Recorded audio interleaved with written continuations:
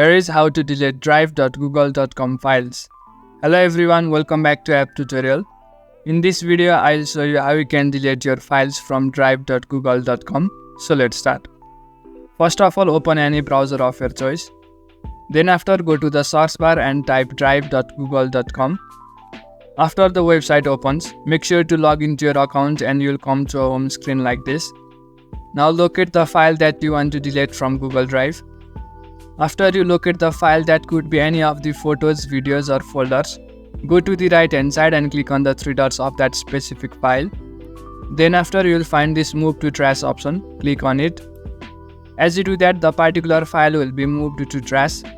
Now in order to permanently delete the file, go to trash from the left hand side.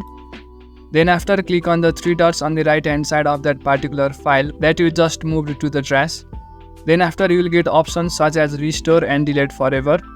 If you want to restore the file to Google Drive, click on restore. Otherwise, click on delete forever and the particular file will be permanently deleted.